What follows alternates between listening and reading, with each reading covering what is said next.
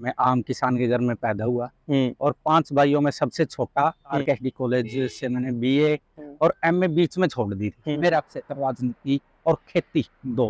आपकी महत्वाकांक्षाएं क्या है? हमारी जो महत्वाकांक्षा नहीं होती, हमें तो जो मिल जाए वही सब ये तीनों ही परिवार आपस में इतनी बड़ी बढ़िया सेटिंग कर लेते हैं। अब एक को टिकट मिलेगी, दूसरा उसकी मदद कर जाएगा। जो अपनी आवाज को मजबूती से सदन के अंदर रख देगा, उसके अंदर दम होना चाहिए। 1 किलोमीटर दूर मेडिकल कॉलेज की घोषणा तो होगी थी, मैं अकेला कुछ भी नहीं कर सकता। 3 घराने यानी जो उनके बच्चे हैं वो कलायत की पीड़ा नहीं समझे, क्योंकि वो सरकारी निपलों से पड़े बढ़े हैं। व्यंग्यात्मक शैली में फेसबुक पे लिखते हैं, ऐसी ऐसी चीजें करते हैं। कोई थ्रेट तो नहीं आया किसी को, या किसी ने धमकी दी हो ऐसा क्यों करते हो? रिकॉर्डिंग तक है, उस समय की गाड़ियां, फोन के मैसेज तक है, भाई तेरे साथ ये कर देंगे। दूसरे कलायत के जितने भी मुद्दे हैं नहीं, उनसे नहीं भटकियो। अपने खुद को तो पता नहीं कितनी धमकियां भी मिलेगी, प्यार भी मिलेगा, आशीर्वाद भी मिलेगा, कोई गालियां देगा, कोई सर पुरसेगा। वो मेरी इच्छा है। आज भी मैं एक मोटरसाइकिल पे चलाना पसंद करता हूँ, और जब नहीं भी होनी कैथल तक या कलायत तक जहां भी जाना हो, अपनी बसों में या पैदल जाना पसंद करूंगा। नमस्कार, आप कैथल बाग न्यूज देख रहे हैं। मैं हूँ अजय फिलहाल कैथल की ऐसी जगह पर हम मौजूद है जहाँ से कैथल भी बेहद पास है और कलायत विधानसभा भी बेहद पास है। फिलहाल कैथल के 152D रोड पर हम मौजूद है, यानी कि तितरम मोड़ पर मौजूद है। और तितरम मोड़ के एक तरफ ये जींद रोड जाता है, तो वहीं दूसरी तरफ ये रोड कैथल की तरफ जाता है। शायद कैमरे में नहीं आ पाएगा। और दूसरी तरफ ये जो रोड है वो कलायत की तरफ जाता है, यानी कि कुल मिला के ये विधानसभाओं का केंद्र बिंदु है। और राजनीति गलियारों में तमाम चर्चाएं हैं, और चर्चाओं के बीच एक जो चेहरा है वो सबकी निगाहों पर है। हालांकि आपने उसको कैमरे के माध्यम से भी देख लिया है। नान केसाराम प्योदा पहले किसान नेता की भूमिका में रहे थे और एक्टिविस्ट की भूमिका में है। चाहे इसको आप जो कुछ संज्ञा देना चाहें वो दे सकते हैं, लेकिन फिलहाल एक तरीके से किसान नेता या मुद्दों की अगुवाई करने वाले नेता के तौर पर। लेकिन क्या महत्वाकांक्षाएं हैं और कलायत की तरफ इनकी नजरें बढ़ रही हैं या बढ़ती हुई ऐसी अपेक्षाएं जताई जा रही हैं? क्या इनकी महत्वाकांक्षाएं हैं? भविष्य क्या देखते हैं? कलायत की राजनीति में कोई सक्रियता भी है? किसी नेता का पक्ष भी ले रहे हैं या नहीं, या खुद का विजन क्या कहता है? और फिलहाल हरियाणा के नजरिए से, हरियाणा की राजनीति के नजरिए से ये क्या देख रहे हैं? 2024 के मद्देनजर अगर बात करें तो सत्ता पक्ष किसकी ओर झुकाव कर रहा है, क्या हो सकता है? तमाम भविष्य की आशंकाएं भविष्य के गर्भ में है। और उन्हीं सवालों के बीच बहुत बहुत स्वागत है केसाराम आपका। धन्यवाद भाई। पहले तो मैं ये जानना चाहूंगा कि एक बार अपनी क्वालिफिकेशन का अगर आप खुद ही जिक्र करें तो। देखिए, मैं आम किसान के घर में पैदा हुआ और 5 भाइयों में सबसे छोटा। 10वीं तक की शिक्षा गांव के सरकारी स्कूल में, +1 +2 सिसला सिसमौर के सरकारी स्कूल में। उसके बाद आरकेएसडी कॉलेज से मैंने बीए और एमए बीच में छोड़ दी थी, कोई पारिवारिक कारण से। तो ये पारिवारिक कारण क्या रहा, थोड़ा बताएंगे? भाई की डेथ होगी। अच्छा, तो जिसके चलते आपने पढ़ाई वो एमए की पॉलिटिकल साइंस से आप पढ़ रहे थे। लेकिन एमए पॉलिटिकल साइंस आपने पढ़ी है, और पॉलिटिक्स में कितनी रुचि रखते हैं? वो देखिए, जब मैं कॉलेज में पढ़ता था और सभी बच्चों से जब अपने प्रोफेसर लोग पूछते थे, कोई बताता था कि मैं टीचर बनूंगा, कोई कहता था फौज में जाऊंगा, कोई कहता था पुलिस में जाऊंगा, कोई प्रशासनिक सेवाओं में कहता था। तो मैं उस समय भी यही बताता था कि मेरे तो सिर्फ और सिर्फ जानना लगा लो, चाहे उसमें जाना लगा लो, कितनी मैं भूमिका निभा पाऊंगा। मेरा क्षेत्र राजनीति और खेती दो। खेती को कितना समय देते हैं? खेती को सुबह जब भी जाग आ जाए तभी खेतों की तरफ चल पड़े, और 10 साढ़े 10 बजे तक अपना काम टाइम टेबल अपना सेट है। काम चाहे धान का सीजन हो चाहे कणक का सीजन हो, तो 10 बजे लग सुबह काम करना, और फिर घर आके पहले तो जैसे पशुओं का काम करके, उसके बाद 11 बजे 11:30 बजे खड़े हो जाते हैं अपना शहर की तरफ या समाज में अपना समय दे देते हैं। शाम के 4 बजे के बाद 3 बजते ये हो जाएगी घर की तरफ चल पड़ो। घर आके अपने बच्चों को साथ लेके, अपनी 2 गुड़िया मेरे पास, दोनों को साथ लेके खेत में जाना, और खेत में फिर जो भी फसल को जरूरत हो, चाहे किसी पोषक तत्व की जरूरत हो, खाद की जरूरत हो, पानी की जरूरत हो, उसकी निगाह मारना। और समय साथ चाहे फसल भी उठ रही हो, खेत खाली हो, लेकिन शरीर की जो टाइम समय सारणी है नहीं अपने जीवन की, वो ये बना रखे कि खेत में तो जाना ही जाना। शाम का समय राजनीति में कितनी दिलचस्पी है? राजनीति ऐसा क्षेत्र है जिसमें जितनी ज्यादा करे उतनी कम। वो अभी यहाँ की राजनीति, कैथल की बात करें, कलायत की बात करें, कैसी है आपके नजरिए से? देखो एक समय था जब राजनीति मुद्दों पे आधारित होती थी, लेकिन आज वो नहीं रही। जो समस्त कैथल की लगा लो, ये हमारे ज्यादातर मेरा ध्यान रहता है कलायत की राजनीति पे। कलायत की राजनीति में हम देखें तो परिवारवाद है नहीं, वो पूरा हैवी है। और हैवी ये नहीं है कि कोई नया मैं या कोई दूसरा साथी चेष्टा नहीं की होगी। बहुत लोगों ने प्रयास किया अपने अपने दल से, अपने अपने तरीके से भी राजनीति में हम कलायत का मार्गदर्शन करें। या पीछे पाई थी हमारी विधानसभा, उससे पहले सिरदा थी विधानसभा, तो हम अपने अपने तरीके से सबने प्रयास किया, लेकिन कामयाब नहीं हो पाए। क्यों नहीं हो पाए? क्योंकि कलायत में 2-3 घराने ऐसे अब मौजूदा समय में भी और पहले भी वही रहे हैं, वो दूसरे को किसी को आगे बढ़ने देंगे ऐसा मेरे को ना पहले लग रहा है। क्या नाम लेने के इच्छुक भी हैं उनका? हाँ बिल्कुल, जो सबसे पहले मान परिवार की सबसे पहले स्थापित थे, जो सिरदा विधानसभा से, फिर पाई विधानसभा से और कलायत तक भी तीसरी पीढ़ी ने चुनाव लड़ा। स्वर्गीय तेजी मान जी का परिवार है, उसके बाद नरसिंह डांडा जी का परिवार था, पहले खुद थे पाई विधानसभा से, और फिर अपने कलायत में अब उनकी श्रीमती जी कलायत का प्रतिनिधित्व कर रही है। रामपाल माजरा जी ने पाई का किया, और उसके बाद बच्चों की को लगा प्यार तो है, हालांकि लाएंगे ना लाएंगे। फिर जयप्रकाश जी ने कलायत का पीछे 14 में अपना प्रतिनिधित्व किया, तो तब उनको भी ये मान के चलो कि अब वो तो पूरी तरफ से कह ही चुके हैं कि आगे मेरा बेटा चुनाव लड़ेगा। अच्छा, वो आपको इस दौर ऐसे स्थिति में ये बता दो, क्या वो चाहेंगे कि कोई आम गरीब परिवार का कोई दूसरा बच्चा एंट्री करे इसमें? मेरे को तो लग नहीं रहा कि वो। आपकी महत्वाकांक्षाएं क्या है? मैं आम किसान घर का बालक हूँ, और हमें हमारी जो महत्वाकांक्षा नहीं होती, हमें तो जो मिल जाए वही सबर है सब। तो कलायत में क्या चाहते हैं? कलायत में चाहते हैं हम नया और फ्रेश प्रतिनिधित्व मिले, क्योंकि हमने देखा जैसे अब मैंने मान परिवार का जिक्र किया। मान परिवार में 3 पीढ़ियों ने 2 पीढ़ियों ने राज किया, तीसरे ने चुनाव लड़े, हालांकि उनकी कामयाबी मिलती ना मिलती वो तो बाद की बात, हो सकता है मिला उसके वो बीच में हमें आज हमारे बीच में स्वर्गीय बोगी मान जी नहीं रहे, वो बात अलग है। उसके बाद जो नरसिंह डांडा जी ने भी राज करके देख लिया, आज उसकी मैडम राज कर रही है, पीछे रामपाल माजरा जी ने भी करके देख लिया। 4 पीढ़ियां ये ऐसे है, 4 परिवार है।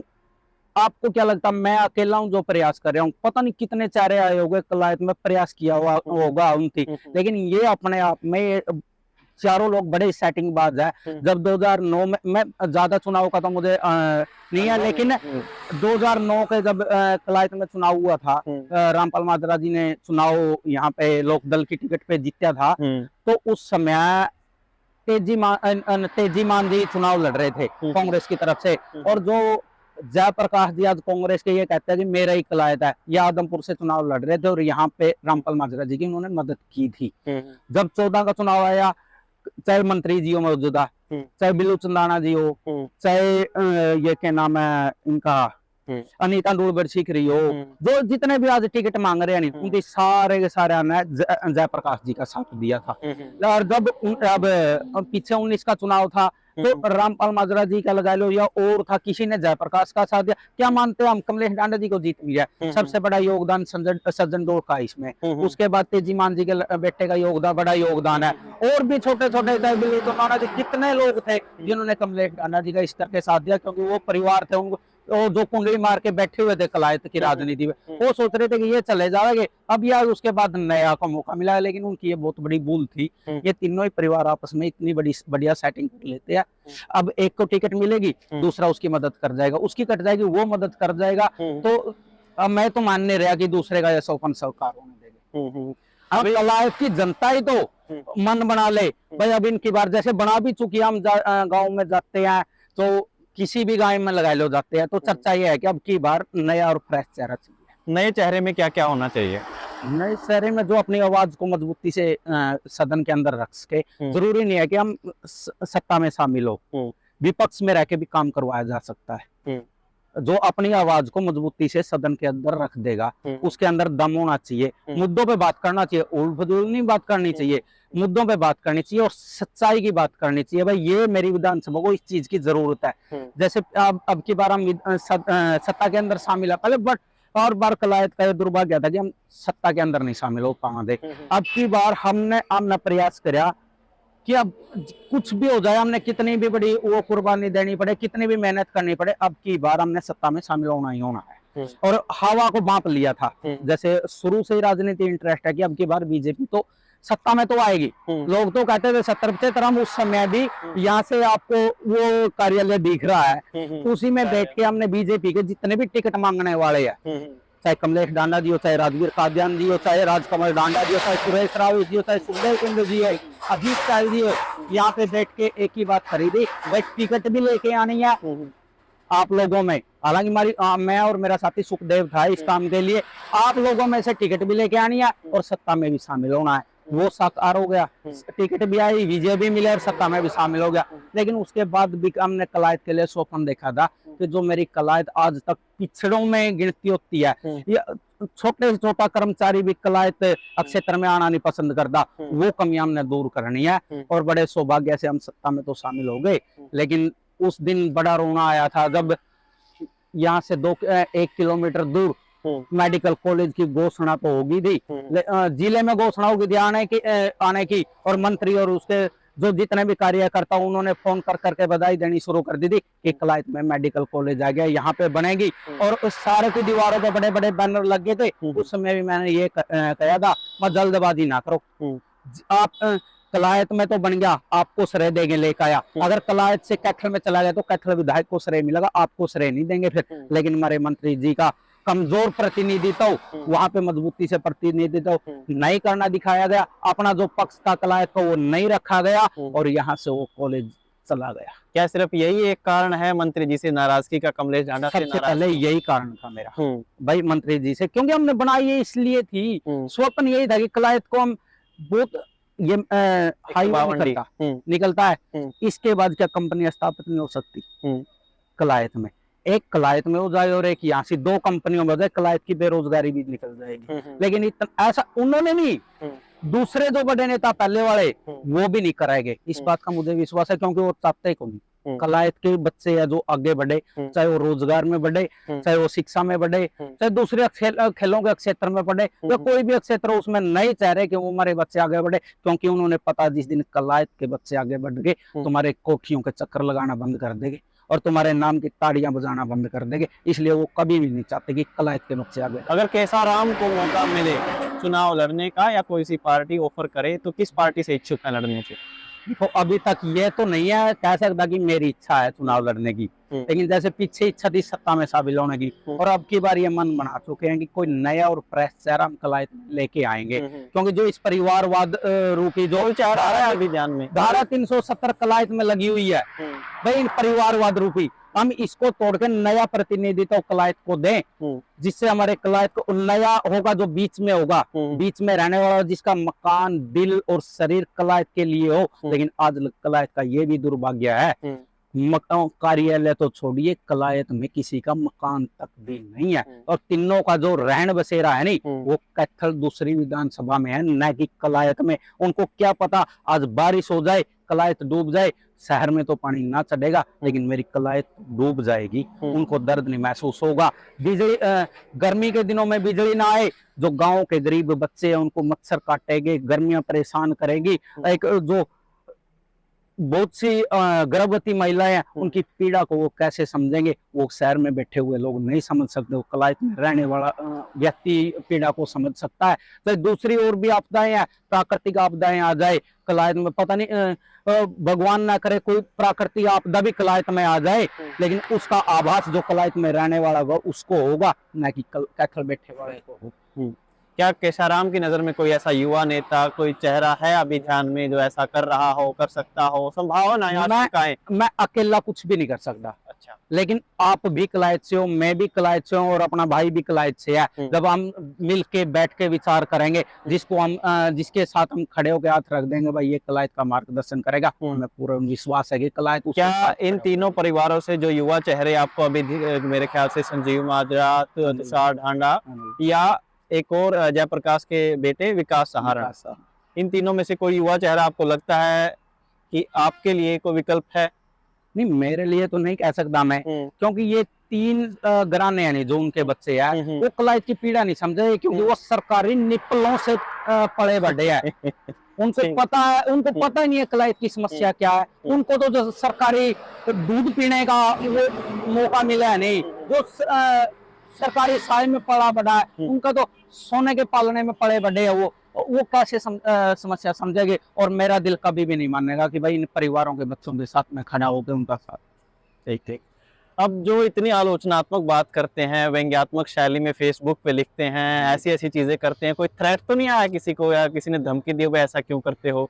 क्या इतनी स्वतंत्रता है आपके लिए? राजनीति एक ऐसा क्षेत्र है, उसमें पता नहीं हमें क्या क्या करना पड़ा है और किन किन चीजों का सामना पड़ा है। धमकियां भी मिलते हैं, प्यार भी मिलता है, ताड़ियां भी मिलता है, गालियां भी मिलता है। और जब राजनीति में हमने प्रवेश किया था या कदम रखा था या राजनीति की बात करना शुरू किया था, तब ये विचार ही नहीं हमने पहले कोई भी चीज होने मैं खुद पे लागू करके देखे हुए करूं भाई ये शब्द है, मैं उनके बारे में बोलूंगा तो मेरे पे इसका जो अनुकूल प्रतिकूल प्रभाव है वो मेरे ऊपर क्या पड़ेगा, उसका रिएक्शन लोगों का क्या होगा, सबसे पहले मैं उसको देखता हूँ। और जब मैंने मुद्दे उठाना बात करे तो मुझे पता था गालियां भी मिलेगी, पता नहीं ये तो गरीब घर से है, ये मंत्री का कैसे मुकाबला कर लेगा या दूसरे लोगों का कैसा मुकाबला कर लेगा। और फोन की रिकॉर्डिंग तक है, उस समय की गालियां, फोन के मैसेज तक है, भाई तेरे साथ ये कर देंगे, तेरे साथ वो कर देंगे, तो शहर में आकर दिखाइए। मेरे पास सब कुछ है, लेकिन मैं अपना निजी तौर पे तो कुछ भी बढ़ाना नहीं चाहता था। किसी के साथ मैं राजनीति जो प्रतिशोध की राजनीति थी उसको आड़े नहीं आने देना चाहता था। मैं केवल अपना ध्यान मुद्दों पे रखना चाहता था। और जो मेरे को बताने वाले सिखाने वाले लोग हैं अपने, जिनके पास बैठ के जिस माहौल में मैं अपनी तैयारियां करता हूं, उन्होंने भी ये बात किया था जो प्रतिशोध की राजनीति है उसको आड़े ना आने दिए। और जो अपना मुद्दे यानी कलायत में मेडिकल कॉलेज का मुद्दा है, राजौंद में जो महिला कॉलेज का मुद्दा है, कलायत के महिला कॉलेज की दुर्दशा का मुद्दा है, चाहे इस जींद रोड के ऊपर लगे हुए रोड जो पड़े हुए टंकियां भी नहीं जिसपे लगाना चाह रहा प्रशासन। और 1 साल पहले जो मंत्री जी कह रही थी भाई इस रोड का काम शुरू हो गया, आज तक इस पे सूखी टंकी भी नहीं लगाने का काम किया गया, तो उसका मुद्दा है। और भी दूसरे कलायत के जितने भी मुद्दे हैं नहीं उनसे नहीं भटकियो। अपने खुद को तो पता नहीं कितनी धमकियां भी मिलेगी, प्यार भी मिलेगा, आशीर्वाद भी मिलेगा, कोई गालियां देगा, कोई सर कुर्सेगा, वो हमने सब कुछ देखना है, सहन करना, हंसते हंसते सहन करेंगे। ये जनता है, भगवान है, इनकी पता है भाई अगर मैं गलत बोलूंगा तो गाली दे देगी, अगर मैं सही बोलूंगा तो प्यार कर लेगी। अभी क्या लग रहा है, प्यार का प्रतिशत ज्यादा है या नफरत का? नहीं अब तो देखो कुछ भी नहीं था मैं ये मानूं मेरी 0 से शुरुआत हुई है, शून्य से, बिल्कुल शून्य से शुरुआत हुई है। और आज से ये लगा लो जब मैंने 3 साल पहले ये मुद्दा उठाया था मेडिकल कॉलेज का, और मुझे पता भी नहीं था कि इतना सहयोग और लोगों को मिल जाएगा। और उसका सिर्फ सम्मान आज कलायत के किसी भी गाँव में जाऊँ, कलायत ही नहीं है मैं तो पूरा कैथल का, लेकिन कलायत के तो किसी भी गाँव में जाऊँ तो ये को नहीं कहते भाई ये केसराम है फ्योदा से, एक भाई ये हुआ ही है भाई जो मेडिकल कॉलेज की बात करता है, शिक्षा की बात करता है, स्वास्थ्य की बात करता है, तो ये लोगों का प्यारा, यही मेरी जमा पूंजी है। और मुद्दों की बात करता है, इसके सिवा मेरे को कुछ नहीं चाहिए, क्योंकि मेरी इच्छा है आज भी मैं एक मोटरसाइकिल पे चलाना पसंद करता हूँ। और जब नहीं भी होनी कैथल तक या कलायत तक जहां भी जाना हो अपनी बसों में या पैदल जाना पसंद करूंगा, न कि बड़ी गाड़ियों में, क्योंकि मुझे पता है जो सड़क से हम आम पैदल या मोटरसाइकिल से चलेंगे जो समस्या होगी वो हमारी आंखों के सामने आओगी, क्योंकि गाड़ियों में बंद करके एसी की कूलिंग के बाद तो हमें पता ही नहीं लगता हम किस दौर से गुजर रहे हैं। तो साल 2024 को लेकर या 2024 के विधानसभा चुनाव को लेकर आपको शुभकामनाएं दे सकते हैं हम? शुभकामनाएं तो बिल्कुल दे सकते हैं, क्योंकि हमारे जो उद्देश्य हम उसकी ओर आगे बढ़ रहे हैं। अब भाई कलायत में नया मार्गदर्शन मिलेगा, नया चेहरा मिलेगा, हम उस ओर आज कलायत 2-3 साल पहले जब हम बात करने लगे थे भाई कलायत को नया मार्गदर्शन के लिए काम करेंगे, नया प्रतिनिधित्व देने के लिए काम करेंगे, विश्वास नहीं होता था। लोग ये कहते थे ये जो तीनों घराने ये कभी भी कलायत को नहीं छोड़ेंगे, किसी भी चाहे इनको तीनों को भी मिलना पड़े, चारों को भी मिलना पड़े, और भी दूसरे जो छोटे मोटे राजनीतिक लोग वो भी आपस में मिलना पड़े, लेकिन नए का नंबर नहीं आने देंगे। हम उस समय भी कहते थे, हम स्कूलों में भी हमें एक ही बात सिखाई जाती है, करत करत अभ्यास के जड़मती होत सुजान, बार बार प्रयास करेंगे हम, जब लग कलायत को नया वो प्रतिनिधित्व नहीं मिलेगा। आज कलायत के किसी भी गांव में जाए, किसी चौक चौराहे पे जाए तो ये बात सबसे पहले आती है कि कलायत अब की बार पुराने का तो नंबर नहीं, नया का पता नहीं, नया का पता यूं नहीं कि अभी तक हमने नाम डिक्लेयर नहीं किया, कर देंगे समय आने पे। चलिए 2024 को लेकर आपको शुभकामनाएं, आपने मान लिया है। तो केसाराम प्योदा अच्छी लेखनी है, आलोचनात्मक अध्ययन करते हैं चीजों का और व्यंग्यात्मक शैली में हास्य चीजें भी प्रस्तुत करते हैं। लेकिन एक और चीज उन्होंने निवेदन किया कि प्रेम भी मिलता है और गालियां भी मिलती हैं, लेकिन प्रेम का जो प्रतिशत है वो ज्यादा है, लेकिन देखना होगा कि 2024 में भविष्य के गर्भ में क्या बातें छिपी हैं और कौन कौन से नए चेहरे निकल कर आते हैं। फिलहाल 2024 के इंटरव्यू की श्रृंखला में आज का ये पूरा का पूरा सेशन रहा। आपको कैसा लगा कमेंट करके जरूर बताइए। बहुत बहुत शुक्रिया।